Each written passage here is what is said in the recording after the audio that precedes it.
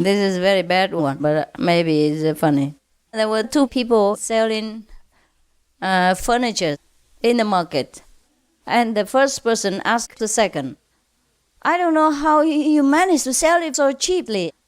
Even if I sell it at the base cost, yeah, without any interest at all, without any gain at all, I could only make $4 a piece.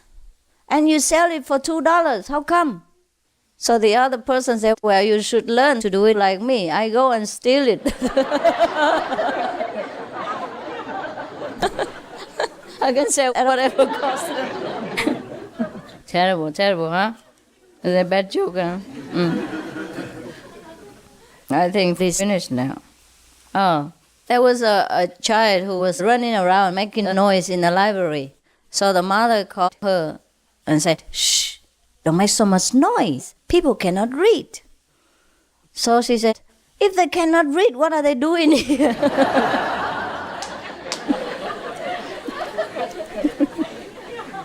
In a library, huh? Okay. Two persons. There's a senator who is running for the Senate, right? So, after driving his wife home, both of them just threw themselves on their bed and were exhausted. So the husband said, oh, I have never been so tired in my life.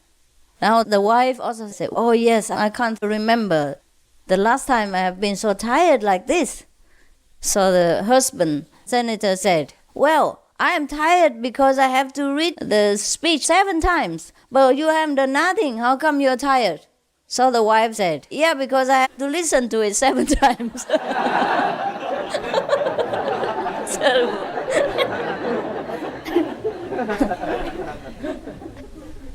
Okay.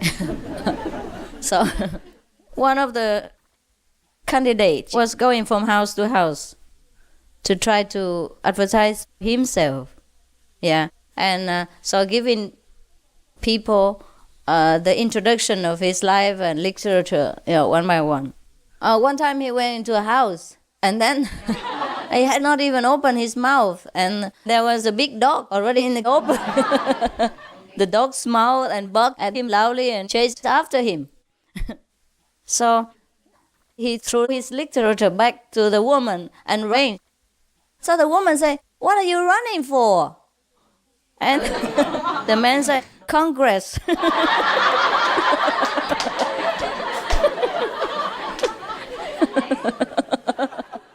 He's running for Congress. You understand? Only the Americans understand that. There was a couple who went for holidays. Yeah. Just like Disneyland or something. And there was one place outside is stated echo point. Yeah, meaning whenever you speak, it echoes back to you. So the wife told the husband, you try. And the husband said, well, I think it's silly, but okay, if you want, I will try it. So he talked to the machine. He said, baloney. And nothing happened. Yeah? So he tried again. Baloney! He talked very loud into the machine. Yeah. So nothing happened. So the wife said, try again. And then the husband, with louder voice, tried with all his might, talking into the echo system, saying, I'm the most handsome guy.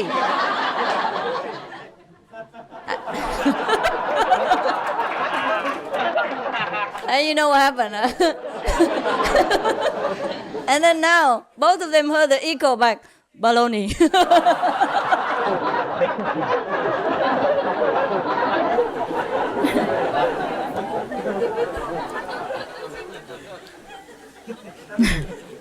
The husband said to his wife, I'm sure all our 3 children, when grown up, will become doctors. So the wife said, how do you know? Husband said, because they never come when we need them. There was a girl who came to a clothing shop and asked the man who sells the clothes, can I try the bikini on in the window there? So the man said, of course, that will attract more customers.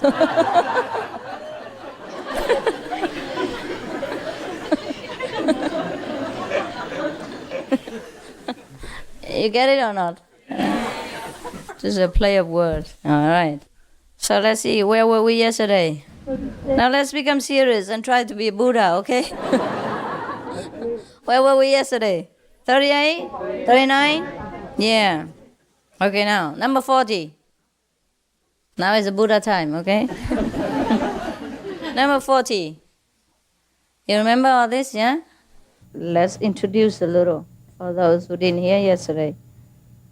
When Shiva was asked by his wife about the method of concentration, he told her many, yeah? And we have been through to 39. Today we begin again with 40. Number 40, if you want to concentrate, one of the methods that you make, try to consider, is the whole universe as your own body, full of bliss. Okay, you try. And number 41, if you are married, yeah, while being caressed, he called her sweet princess, enter the caressing as the everlasting life.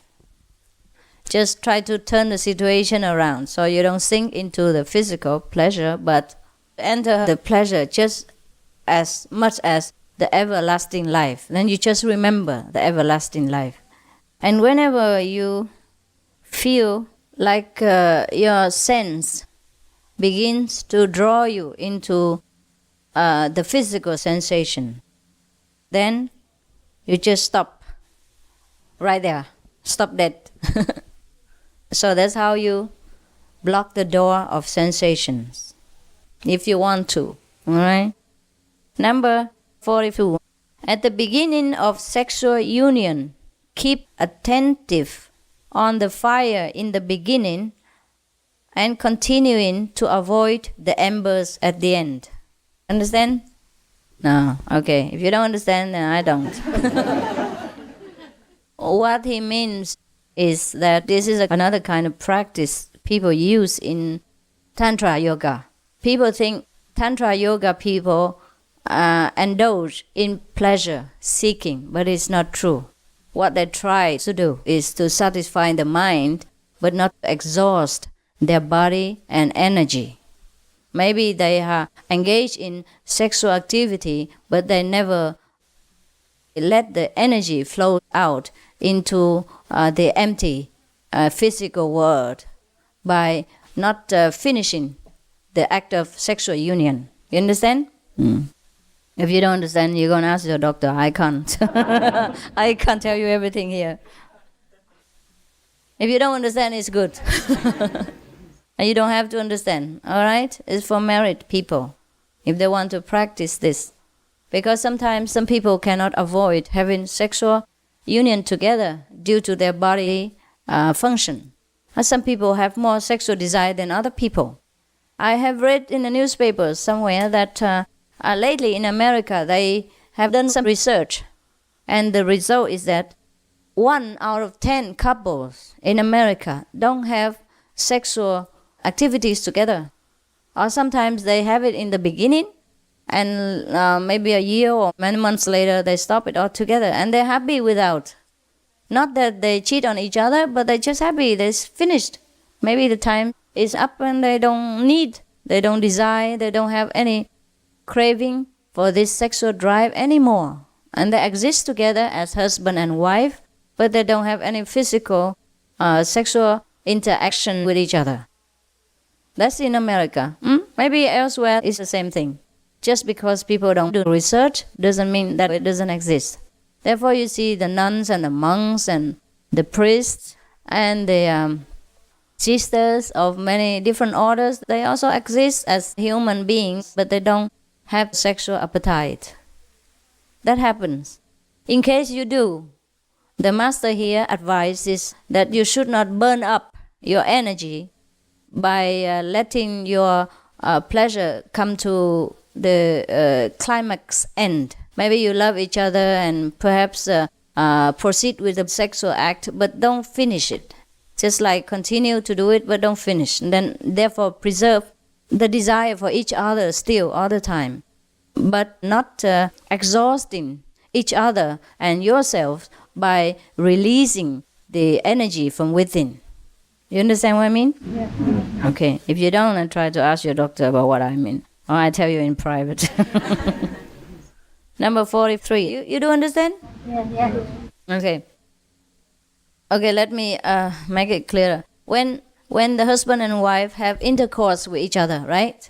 And then later if they finish it, they feel very exhausted because some of the energy through the form of liquid, will leak out from their body to the outside.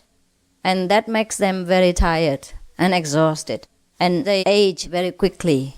According to research, again in America, every time you have intercourse, it doesn't matter in what form, you age 1.5 days more, quicker than normal, according to research. I am no expert. All right? That's why many people in India, they practice a form of yoga called Tantra yoga. That means they practice the act of lovemaking without having it come to an end. They just continue the activity, but they do not let the fluid of the body come out. Now you understand? Yeah. The fluid of the man will make a woman pregnant and have children. If they stop that fluid from within themselves, that's what it means. Understand? Yeah. So if you don't let the fluid come out, it's okay. That's what he meant. This is for the husband and wife in case they cannot stop the desire for sexual intercourse altogether. Then they could practice this method of Tantra yoga.